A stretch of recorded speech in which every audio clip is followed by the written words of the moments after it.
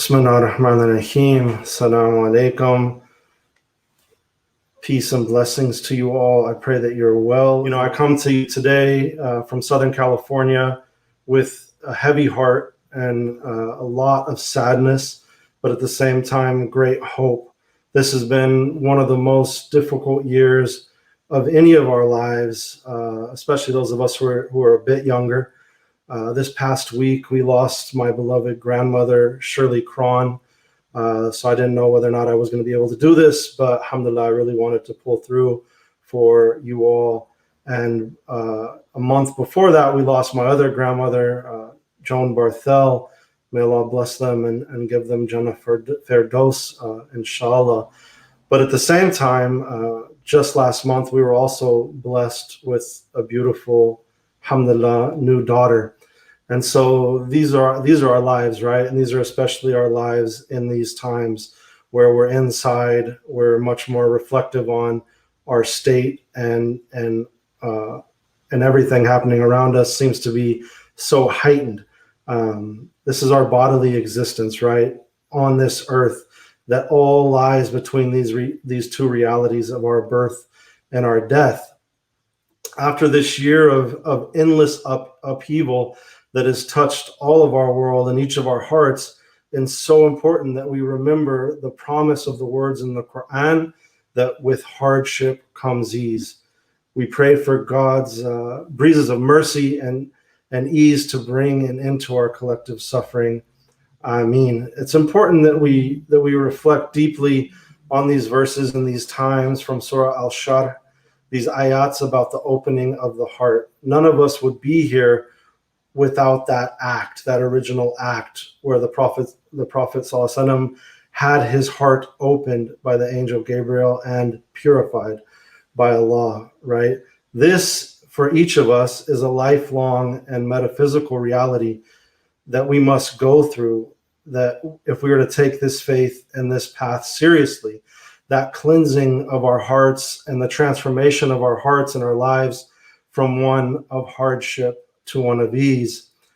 Those of us who converted to Islam, myself now almost 20 years into this journey, we see this state of our hearts go from that of grave hardship and poison to one of light, guidance, and ease over the years during this spiritual marathon called life.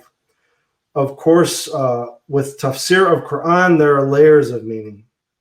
There's the literal meaning, the context in the life of the Prophet ﷺ, when and where the verses were revealed, and the deeper spiritual meaning of each verse that you find in some tafsirs, rare tafsirs, like the great Moroccan 19th century Sayyid Ibn Ajiba. Then, of course, the verses have the very specific meaning for each of us in our own lives, in our own hearts, a reality that can also change over the years as new meanings are peeled back for us. As a convert, these verses touch me in such a deep way. They are also verses with a deep secret prescribed for opening of the heart.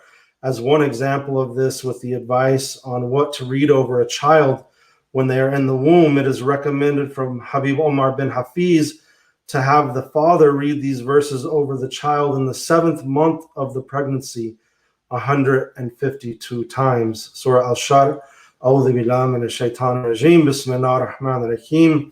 Have we not, O Prophet, opened your heart for you with our guidance and lifted from you the burden which had washed down your back and raised for you your own renown? So indeed, with hardship comes ease. Indeed, with hardship comes ease. So whenever you become free from obligation, then stand in prayer and turn to your Lord alone in hope. I think also with these verses about the openings in our world, we can expect, inshallah, when this pandemic is over, in this promise from our Lord. As we are in quarantine, each of us should think about what we are building for the future of our world. Of course, different parts of the world are in more strict quarantines than others. Ours has mostly gone on where we're just going out for food and, groceries and things like that for 9 months now.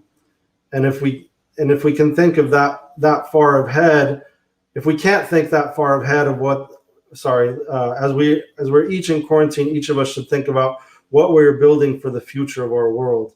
And if we can't think that far ahead with all the death and pain surrounding us in these times, then we can at the very least reflect on what we can prepare for the future that is in our grave. These last 9 months have made people question their entire existence. Nothing looks nearly as invincible in our world as all the illusions of grandeur that preceded this time. And we can expect that when we come out of this, inshallah, soon, that so many people could turn to this deen, could turn to us looking for answers, and inshallah, we're prepared to have them. Of course, humans today, we like to imagine ourselves as the most technologically advanced peoples in the history of this earth, but look what can happen to our world, even with all this technology, something we can absolutely not control, that brings the entire planet suddenly to its knees, the entire economy, entire countries, and we don't even know what the end of this will be. Sure, we have hacked many earthly things, the ability to communicate across the world in an instant when it used to take months, the ability to access the world's libraries from almost anywhere on the planet. But these are degrees. There are degrees to this idea of progress and advancement.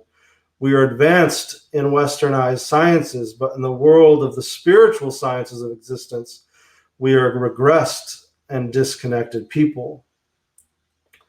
Ours is, of course, a living tradition, that of Islam, passed down from one teacher to the next. And as we think about the future of our world, of course, we must think, what does it mean to truly live as Muslims through the worldview, the vision, and promise of Islam?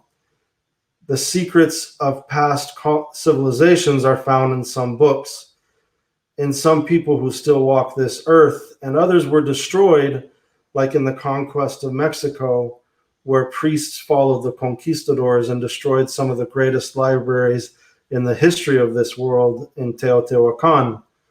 One of my favorite places to travel on this earth is in what is today southern Mexico on the Yucatan Peninsula, an entire landmass that only emerged when the asteroid that destroyed the planets, the extinction of dinosaurs, struck the earth in the Gulf of Mexico.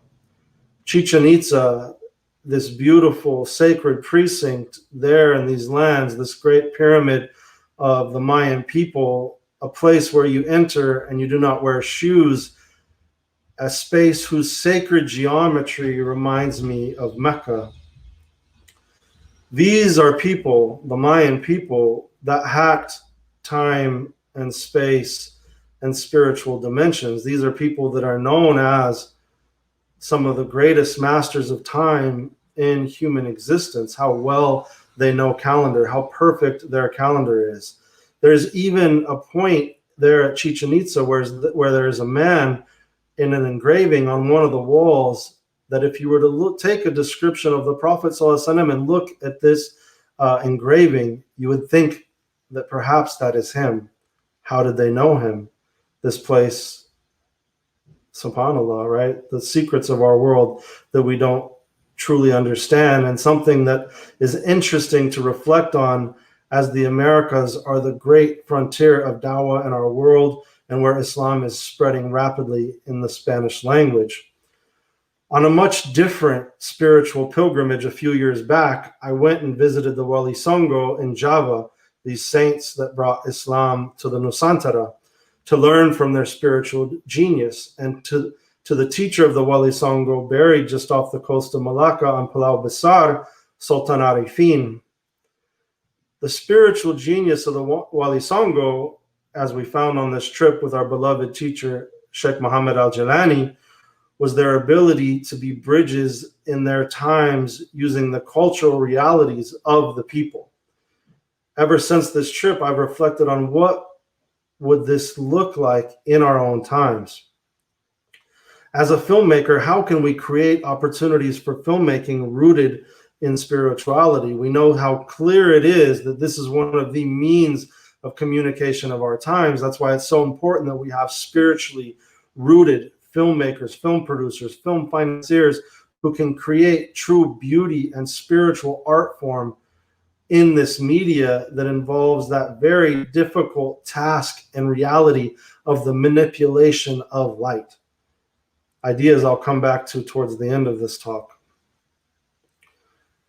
We have to understand, if we are to think about the future, how our world was constructed.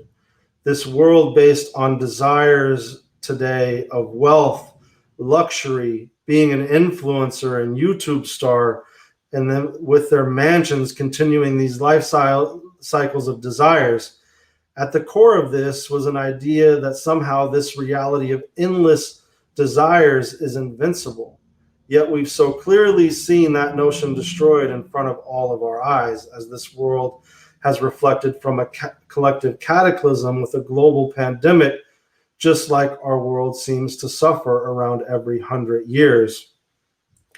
The United States, my home country, and the root of so many of these desires, has been laid bare for what it truly is. Those of us who live here have seen it with our eyes, a land of Hollywood smoke and mirrors, this idea of this land of opportunity, when for so many, the reality of daily racialized oppression is laid bare in front of the world to see. People would always ask me about the US in my travels, and I would try to explain it in a way that they could fully understand. This reality where living in one of the wealthiest places in the world, California, also means living with one of the largest populations of homeless people in our planet. Hundreds of thousands of long-term homeless. And this was before the pandemic, let alone now, where we literally know homeless people's names who we've lived by for years. What does this mean, right? That this reality has existed for so long. COVID is obviously another indicator of this reality of my country and the state of our political leadership. There are nearly the same amount of people living in California as live in Malaysia. Malaysia has had 16,000 cases of COVID to date, and California has had more than 18,000 deaths and nearly 1 million cases, with what is potentially the worst part of the outbreak so far emerging right now. Today, of course, our world is much less ideological and largely driven by these desires if we are to compare to what the 20th century was like. For Muslims in the 21st century, we have seen 2 decades of global Islamophobia and governments that rule in the context of this supposed end of history. This neoliberal capital dominance that was created over decades by corporations and government rulers, and which exists mostly unquestioned now, even despite the pandemic, showing the great inequality created by these economic systems around the world. Systems where individuals, investors, and corporations become wealthy, while the social contract of the nation state and basic care therein are destroyed, and people have absolutely nowhere to turn. Those of us observing the world closely understand that if the 19th century was the European century, and if the 20th century was the American century, then in so many ways, the 21st century is already the Asian century as the United States continues its rapid decline. But of course, this is also a world today where power is more split into factions than it was before, of elites, as we have seen so explicitly during the Trump administration. From politicians to narco-style underworld networks that exist around the world to corporations. Ours is a world manufactured in backdealing and corruption, where Malaysia's own example, making global headlines with the now imprisoned and defamed Najib Abdul Razak and his wife Roshma, whose crimes, as bad as they were, are likely a drop in the bucket compared to the corruption by neo-fascist governments like Donald Trump's like Mohammed bin Salman's in Saudi Arabia, and like Bolsonaro's Brazil. We've gone from being people who are ideologically driven to being driven by our own nafs, where everyone imagines they can be king of the world. A world driven by manufactured narratives, algorithms, and to put it frankly, endless political propaganda fed by the global monoculture of Netflix and now American and Chinese desires of upper middle class wealth. The agents of this now global power that is destroying the very planet we inhabit is one that can be very difficult to pinpoint exactly. In my 20s, I would walk around the markets throughout the world and you would see t-shirts of Malcolm X and Che Guevara and Frida Kahlo, Martin Luther King, Nelson Mandela, leaders who stood for collective justice for all people. Today, you walk around these same markets and you find Avengers t-shirts, Superman, Batman, imagined individuals who stand for themselves, usually tragic or fallen heroes, not even with the same narrative arc of something like Star Wars and the hero's journey that more closely resembles the ethical and virtue-oriented storytelling of Islamic history. There is a saying that living in California is like living in the future of the United States. And as true as I've found that to be, I would add to that statement that living in Asia is living even further into our world's future, which I have been blessed to do living in Malaysia for several years. If you drive into Kuala Lumpur at night, you come across one of the world's truly stunning man-made structures, the Petronas Towers, the tallest building in the world until 2004. These twin skyscrapers lit up at night rise out of the city and into the sky like a temple to our modern world that looks like a 1,000-foot still mirror of the ancient Angkor Wat temple in Cambodia. As you get closer to the building, you see in its details that each tower is shaped in a common symbol of Islamic architecture, as an 8-pointed star known as the Rub al-Hizb. This building is surprising in its beauty, that even after living in KL for over a year, I still would stare at it every time I came into the city. At the ground level, as you drive into the city on the highway, instead of a regular sign marking the city limits, you find in most places in the world, you instead pass a prayer written in Arabic with the KL city crest that reads, Ya Allah, Rahmatullah, Kuala Lumpur. Oh God, bless and have mercy on Kuala Lumpur. Ameen. In the call and response prayer style of Muslims around the world, many of us answer with full sincerity, Ameen, Amen, in the Christian tradition. Recently, they replaced these signs as the city was preparing to host the ASEAN Games with a new slogan defining KL as a city of contrast and diversity. While the design motifs of the city take on a mixture of classical Islamic, Malay, Chinese, Indian, and contemporary styles, Kuala Lumpur is fully unique in its standing as the most diverse Muslim majority city in the world. Southeast Asia as a whole is a unique meeting point of Hindu, Buddhist, Chinese, Islamic, and Western civilizations mixed with local indigenous beliefs and traditions.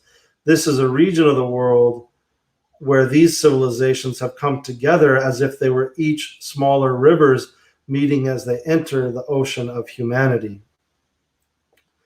KL as a city is still so young in its permanent development that most Malaysians still have ties to other parts of the country. The kampongs are villages where their parents grew up, and each year during the Chinese New Year and Hari Raya, the Eid celebrations after Ramadan, the city almost completely empties out as everyone goes to their villages to celebrate with their families.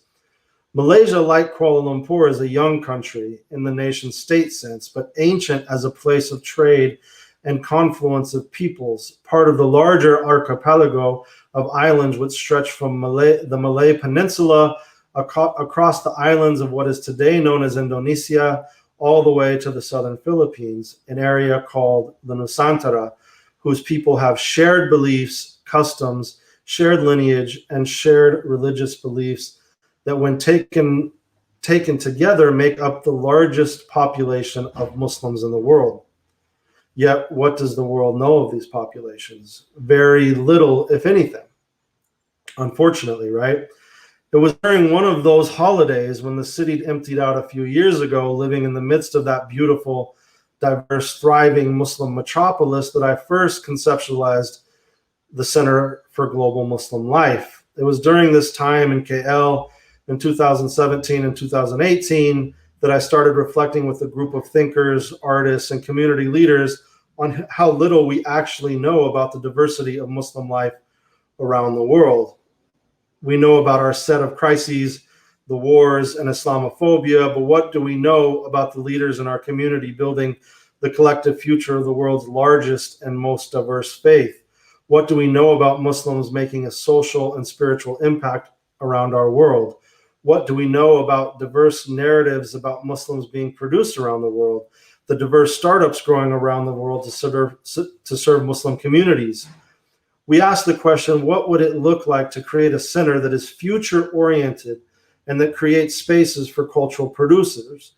What would it look like to create something truly visionary and move away from the constant reactionary thinking that our community has been stuck in for the last 20 years? Today, global Muslim communities are known primarily through the singular narrative produced through media and cultural production of terrorism, war, Islamophobia, and the global refugee crisis, with media and academic institution focusing on Arab Muslims, who make up only 15 to 20% of global Muslim populations. Nearly 70% of the world's Muslims live in Asia and Africa. Alhamdulillah, I've also been blessed to live in Ghana and in Morocco, and spend time in Egypt, and spend time in Africa, and see the incredible diverse Muslim populations in Africa as well. But yet these populations are paid little attention. The 70% of the world's Muslims. Muslims are unique as a multi-civilizational community with large diasporas of peoples all around the world, with large populations in Southeast Asia, South Asia, throughout North, East, and West Africa, with large populations across the Middle East and Eastern Europe, and with large minority populations in Europe, East Asia, and growing throughout the Americas, not just in the United States and Canada. Over the next 50 years, our world will see unprecedented change, with more than 70% of humanity is expected to live in urban areas as global power will continue to shift to Asia. Technology will play an even more heavily increasing role in our world and daily lives, and climate change will impact our world in ways that we cannot fully predict. The landscape of religious communities will also change rapidly over the coming half century, as global Muslim populations will grow from an expected population, what is right now around 2 billion people, to over 3 billion by 2027, making Islam the largest religion in the world for the first time, and going from 1/4 of humanity to 1/3 of humanity. These, brothers and sisters, are the next 50 years of our time here on earth. What will we do with it? Muslims have created unique global networks that, despite great differences across communities, have historically shown strong solidarities, most explicitly represented in the life and legacy of our beloved Malcolm X, his global vision of Islam, what Sohail Dolatzai calls the Muslim International. This international collective of global Muslim life is a call to global solidarity amongst Muslims and with peoples throughout the world who face similar forms of oppression. As Dolatzai clearly states, Malcolm forced and compelled the Muslim International to be a broad and inclusive space that understands the overlapping histories and interconnected struggles that not only shape the modern world, but that also shape the conscience of the Muslim International as a site for radical justice and equality. Today, Muslim communities, of course, face oppression, but yet we're building resistances both within Muslim majority countries as well as throughout the US, throughout the Americas, in Europe, and in Australia and New Zealand. I believe this period of oppression, brothers and sisters, is inshallah coming to an end. And we're about to see a great transformation in our world. This reality of overlapping countries where Muslim make up large minority diasporic populations and global spaces of social impact, political and artistic resistance is an emerging reality that has been grossly understudied within the Muslim community or academic studies at large. Islamic studies departments in Western academia have never fully distanced themselves from their colonial roots within area studies and have primarily focused on lands that US and European military power were interested in. As we launched the Center for Global Muslim Life in April of 2020, this year after the pandemic began, we focused on a unique set of research on emergency response research to the global COVID-19 crisis, research focused on Muslim wellness, the 2020 election in the United States, emerging narrative infrastructure and building that narrative infrastructure through our digital media academy within Muslim communities, global Muslim film, and we will close the year with a conference focused on global Muslim tech and startup ecosystems. The Center for Global Muslim Life is a future-oriented media production lab, meaning that we produce our own media and content to create these transformative narratives ourselves, myself as a filmmaker and with a great network of media producers. We're also a research center that wants to go deeper in these areas I've mentioned. We're also a cultural incubator where we're taking ideas and we're incubating them and showing them across cultural realities. We're especially doing this right now through conferences that bring in diverse people from throughout different sectors based on the issues we're working on around the world to gain really important insights as to the state of our world right now. And finally, we're also a cultural preservation hub because this is one of the most underfunded things with Muslims around the world right now is preserving our culture. Things like the audio recordings of the Craun from throughout history. Who's preserving those things on vinyl, on even digital audio, right? Things like studying the masajid around the world that are being destroyed. Of course, we heard so much about Hagia Sophia, but we hear nothing of the hundreds of masajids around the world that have been destroyed, like in China as an example, and replaced with bars. Our goal really is to create cutting-edge conversations across our diverse Muslim communities. The Center for Global Muslim Life builds connections between a diverse set of faith leaders, media producers, researchers, cultural strategists, artists, technologists, community organizers, and policymakers from throughout the United States and from around the world on key issues impacting Muslim communities. And we're really focused on these diverse set of issues around the world that are being understudied. With this work, we have coined this world. The CGML is focused on the unique set of issues facing the world's largest and most diverse religious community on the planet, while asking key questions about the role Muslims are playing in creating global social and spiritual impact, diverse narratives, and unique contributions to the world around us. In our work, there is no social impact without the spiritual core, our hearts, being impacted with the light of Allah to change our world based on our own Islamic worldview. What we've done so far with this center is we've really focused on talking about the future and cutting edge work happening around the world in each of these areas. Our model really is to create convenings for this networked diasporic Muslim communities to then produce research based on the findings from these convenings and then create high quality media to reach wider audiences with our findings. So with the launch of our center, we launched with this idea of the Diaspora of Our Hearts, and we have a beautiful film that I want to play for you real quick to show you some of more in depth what we're talking about. We've come from so many places on this earth, but our lives share a common destiny as we walk together. In a time of crisis or in a time of peace, this is a story of 8 billion beating hearts. We share this one fragile planet, the air we breathe, the land we walk on, and the oceans we swim in. Imagine borders that surround us, some more fortified than others. Borders for many of us define our lives today.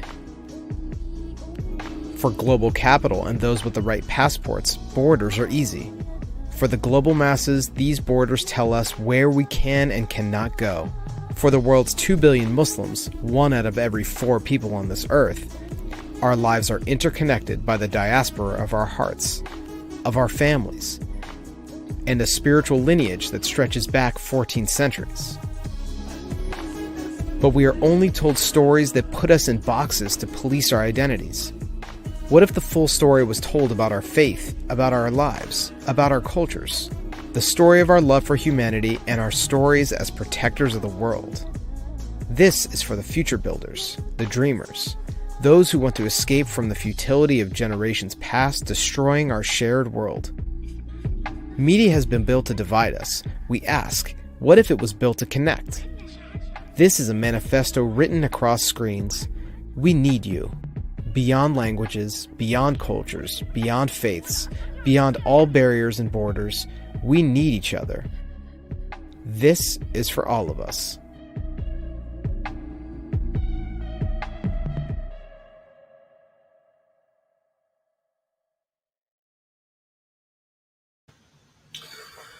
Yeah, so that was the Diaspora of Hearts and this idea of building this work as a global manifesto for Muslims, right? From that conference, we created our Global Muslim Film Festival where we featured 60 films from around the world. We took advantage of what COVID created and the ability to create these convenings and to truly bring in people from all over the world. So we had nearly 100 different speakers on that program from all around the world, and we're doing a set of research that talks about what global Muslim film markets truly mean, what they could mean for the future of distribution of global Muslim film. And we had a 3-hour session on Ertugrul from Turkey and how TRT has grown to become the second largest broadcaster in the world after the BBC, as a perfect example of these emerging markets, right? We had our 2020 Ramadan Digital Media Awards, respecting the incredible work that Muslim communities produced, right? Only months after we all had gone on lockdown, and what was produced in those months to really, really incredible content. Then we had this Hajj of the Hearts program with our partners at LaunchGood, where we focused on what Hajj meant at a time when, of course, we couldn't go on Hajj. We were a distribution partner with our partners at Raise Karma, where we had this incredible arts festival with artists from around the world, like Ras Muhammad from Indonesia, many others, where we were able to bring together arts to really focus on spiritual transformation and healing in these difficult times. We just finished our conference on building an American Muslim political agenda for 2021, talking about the 2020 election. We had a nearly 3-hour-long broadcast the night of the 2020 election. And now we hope that we know that either way, we know the outcome now is that we're going to have a new president in the United States, inshallah. But either way, we know that as Muslim communities, we have a lot of organizing to do. We launched our Digital Media Academy that you can check out on our website, globalmuslimlife.com, where we are training people around the world in digital media strategies. We have scholarships available, because we understand that in this time where everyone has gone online, there's a lot of our organizations that may not know how to do that work, right? They may not know how to do digital work at a high level. They may not know how to build a brand, how to tell their story online. And so we've created a 5-week course where people come in, and at the beginning of the course, they may not know much. And at the end of the course, they're able to pitch their product for their company or for their nonprofit or whatever it may be. It's a really beautiful conference. And now to close the year, we're getting ready for this Global Muslim Tech and Startup Conference that we're having with partners from around the world, talking about Muslims in tech, ranging from corporations in Silicon Valley to Muslims building startups focused on Muslim populations like Noor Kids and Muzmatch and all these different Muslim startups around the world that have really blown up. How Hijab, all the different ones in Malaysia, all these different hijab companies, etc. Like Nailofa, all kinds of different companies. The Global Muslim, and then finally with that, we're having the Global Muslim Social and Spiritual Impact Awards program, where we're giving awards to the best films of the year, best books, best artists, all these different things, where we really feel as a community, we need to recognize more our beauty and our love for what it is we're doing. And then into 2021, we're looking at global Muslim wellness, global Muslim cities, and building an alliance of Muslim mayors from around the world. But of course, this year it started for me. Before COVID, we had been engaged in this work here at a really grassroots level. And I never want to forget that, even though we're online now, right? Where we created this work around the border mosque with our partners at the border church, where we're at the US-Mexico border. And this work was really, really foundationally important. And we know how transformative it can be, because it's for these families who've been separated by US-Mexico immigration policies, including Muslim families who've been separated by the Muslim ban. And so you can check out our film, A Prayer Beyond Borders, on our website and on YouTube. And we also made this really amazing short film with Rashida Tlaib, where she visited with us to the border, right? We know that I still have a ways to go. I think we're almost at our time within the talk. But ultimately, to close, I wanted to come back to Malaysia. We have to center, because if I'm talking about the future again, we have to talk about the world that we want to build and how we do it. We have to understand our true ideology and our faith, who we are as people, and how to understand the world that's been created around us and how to create transformation. Ultimately, to close and to come back to Malaysia, we have to center and more deeply understand the work of our beloved teacher, Sayyid Muhammad Naqib al-Atas, in his body of work about the worldview of Islam and his book, Islam and Secularism. Sayyid Naqib al-Atas is one of the true geniuses of this ummah, a polymath who is an artist, a designer, a philosopher, a religious thinker, an architect, having designed the stunning ISTAT campus in Kuala Lumpur. He is sadly, in my opinion, not respected enough within Malaysia, although his books are read at Islamic universities today around the world, including at our own American Muslim Center of Islamic Learning, Zaytuna College. This while also coming from a great lineage of Indonesian ulama or awliya. Sayyid Naqib's work is groundbreaking while also being generations in the making. And it is absolutely foundational for us to understand in building a true future for ourselves as Muslims in the 21st century. If we don't understand the worldview of Islam and what it is, then we won't understand how easily we can be Muslims living our faith, not through our own worldview, but oftentimes through the worldview of Westernization, or perhaps in future, the Chinese worldview. Not to say we can't take from what's good in these civilizational realities of a Western civilization, the Chinese civilization, but we must live our lives through our own worldview, being spiritually rooted in our own faith. Western man today has placed itself at the center of existence. This false God stands on what W.E.B. Du Bois called the clay feet of the white man as God. This false God is a form of shirk that places a white supremacist worldview at the center of existence, something I go in depth in my work you can find online titled Decolonizing the Heart, and in my forthcoming book, White Benevolent Innocence, Race, Whiteness, and the Genocidal Mentality of Colonial Modernity. Of course, we can learn about our worldview from classic works of Aqidah, but Sayyid Naqib is able to explain what this worldview is while simultaneously looking at what it is not in comparison to secular colonial modernity. The clearest articulation of this, in my opinion, is found in the article, The Worldview of Islam, an overview as part of the proceedings at ISTAC in 1994, collected in the book Islam and the Challenge of Modernity.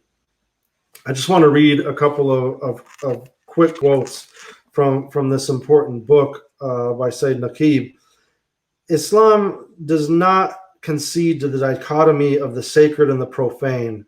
The worldview of Islam encompasses both al-dunya and al-akhirah, in which the dunya aspect must be related in a profound and inseparable way to the akhirah aspect, and in which the akhirah aspect has ultimately and final significance. The dunya aspect is seen as a preparation for the akhirah aspect, We don't have one without the other, right? Everything in Islam is ultimately focused on the akhirah aspect without thereby implying any attitude of neglect, of being unmindful of the dunya aspect. Reality is not what is often defined in modern Arabic dictionaries as waqiya, whose use, particularly in its grammatical form waqi, is now in vogue. Reality, of course, as we know who've studied the spiritual tradition, is haqiqa, which significantly is now seldom used due to the preoccupation with waqiya, which only points to factual occurrences. A factual occurrence is only one aspect in many of haqiqa, whose ambit encompasses all of reality. Moreover, a factual occurrence may be an actualization of something false, i.e. batil, whereas reality is the actualization always of something true, i.e. haq. What is meant by the worldview, according to the perspective of Islam, is then the vision of reality and truth that appears before our mind's eye, revealing what existence is all about. For it is the world of existence in its totality that Islam is projecting. Thus, by worldview, we must mean Riyat al-Islam li al-Wujud, the Islamic vision of reality and truth, which is a metaphysical survey of the visible as well as the invisible worlds, including the perspective of life as a whole, is not a worldview that is formed merely by the gathering together of various cultural objects, values, and phenomena into artificial coherence, nor is it one that is formed gradually through a historical process of philosophical speculation and scientific discovery, which must of necessity be left vague and open-ended for future change and alteration in line with paradigms that change in correspondence with changing circumstances. It is not a worldview that undergoes a dialectical process of transformation repeated through the ages, no matter how many times the Islamophobes try to tell us that. From theses to antithesis, then synthesis, with elements of each of these stages in the process being assimilated into the other, such as a worldview based upon a system of thought that was originally God-centered, then gradually became God-world-centered, and is now world-centered, and perhaps shifting again to form a new thesis in the dialectical process, what perhaps would be technologically centered, especially as we move to all these forms of artificial intelligence in our world. To continue, Islam is not a form of culture, and its system of thought projecting its vision of reality and truth and the system of value derived from it are not merely derived from cultural and philosophical elements aided by science, but one whose original source is revelation, confirmed by religion, affirmed by intellectual and intuitive principles, our aql and our qalb, our heart. Islam ascribes to itself the truth of being a truly revealed religion, perfected from the very beginning, requiring no historical explanation and evaluation in terms of the place it occupied and the role it played within a process of development. All the essentials of the religion, the name, the faith and practice, the rituals, the creed, and system of belief were given by revelation and interpreted and demonstrated by the Prophet sallallahu alaihi wasallam in his words and model actions, not from cultural tradition, which necessarily must flow in the stream of history. Historicism, the religion of Islam was conscious of its own identity from the time of revelation. It was born, indeed, mature.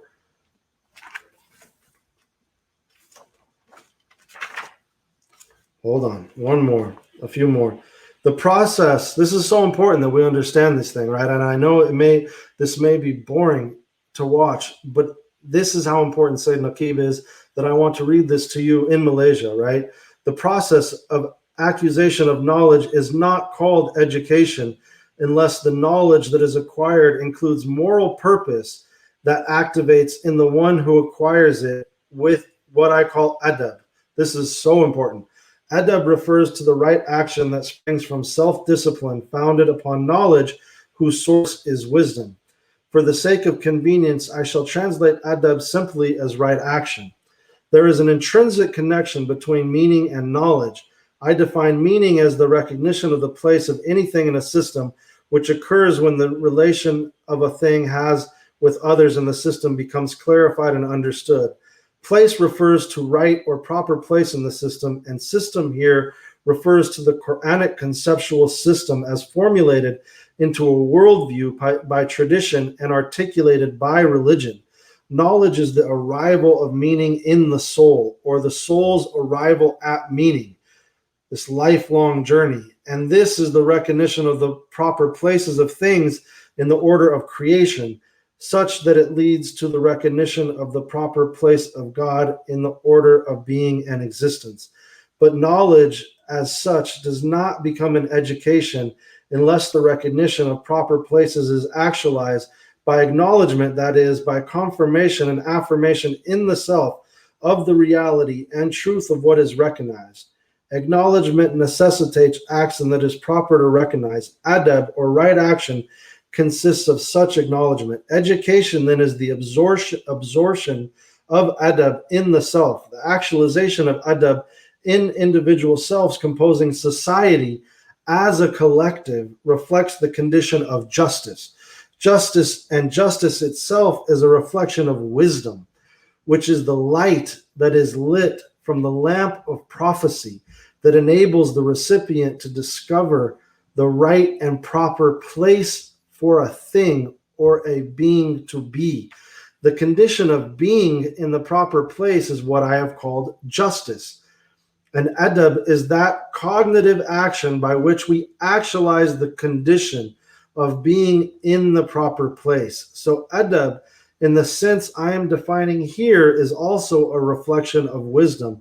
And with respect to society, adab is the just order within it. Adab, concisely defined, is the spectacle of justice as it is reflected by wisdom. The disintegration of adab, which is the effect of the corruption of knowledge happening throughout the world and amongst the Muslim, creates the situation whereby false leaders in all spheres of life emerge. For it not only implies the corruption of knowledge, but it also means the loss of the capacity and ability to recognize and acknowledge true leaders. Islam teaches that the seat of knowledge in man, in the human, is a spiritual substance, variously referred to in the Quran as the heart, qalb, or in his soul, or self, nafs, or his intellect, aql, or his spirit, ruh. It has many names because of its accidental modes of states. Thus, when it is involved in intellection and apprehension, it is called intellect. When it governs the body, it is called soul or self. When it is engaged in receiving intuitive illumination, it is called heart. And when it reverts to its own world of abstract entities, it is called spirit. Indeed, it is in reality always engaged in manifesting itself in all its modes. And finally, on how we create a tranquil soul, which is key in creating our future world as Muslims, because we know that our future as Muslims isn't going to be brought to the world through politics. Our future and our impact in the world has to do with our character. It has to do with akhlaq. It has to do with our states. It has to do with who we are spiritually. And anything, if this time has taught us, this time where we are in this halwa, enforced halwa or retreat that Allah has placed us in the midst of this pandemic, is that we must transform ourselves if we want to be anything like our predecessors, like we talked about the Wali Sango, to reach those saintly states of the awliya is not going to be easy work. It's not going to be work that we're going to get by making dhikr of our cell phones. It's going to be work made by making dhikr of Allah. Right? That this condition refers to the state of the tranquil soul, al-nafs al-mutma'inna mentioned earlier. Tumanina describes the calm, restful condition of the heart, which we said in an aspect of the self. It is freedom from worry resulting from doubt, freedom from disquietude. It is inward peace, satisfaction, joy, happiness, which comes about when the soul or self is submissive to God. Being submissive to God is what is known as freedom, for it is a return to one's true nature, acknowledged by man's pre-existent soul when it has sealed its covenant with God. Being submissive to God involves remembrance in the heart of God's presence. Who, Allah, who. And remembering means recollection, and remembrance means recollection of God. Recognition and acknowledgement of his lordship, rububiyah. This being submissive to God is the soul's reconciliation with God, which causes to arise in the soul the consciousness of safety, security, freedom from corruption and failure, the consciousness of peace called Islam. These activities of the soul or the self imply a priori condition of consciousness in the soul of the truth that comes from guidance. The consciousness is that of certainty, yaqeen of the truth. Yaqeen is the contrary of doubt, shak, and conjecture, zan.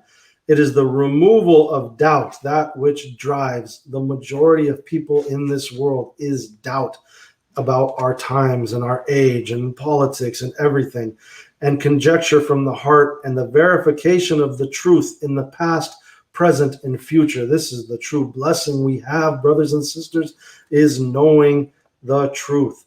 The Quran mentions 3 degrees of certainty in knowledge. That which is derived by inference, whether deductive or inductive. Ilm al-yaqeen, the baseline of scientific knowledge. But then Western knowledge doesn't go beyond this. It's only to that one layer. That which is derived by observation or direct vision, ayn al-yaqeen, and that which is derived by direct experience. What Imam al-Ghazali told us we had to have to know Allah, haq al-yaqeen. These degrees of certain knowledge pertain to truth, whether manifest or hidden, empirical or transcendental, and the certain knowledge of what is hidden has the same force of certainty as that of what is visible. These degrees of certainty also pertain to the heart and refers to Iman or faith, right? So one of the projects we hope to work on in the coming years is a documentary about the ideas and vision, true transformative global vision of Sayyid Naqib al-Atas.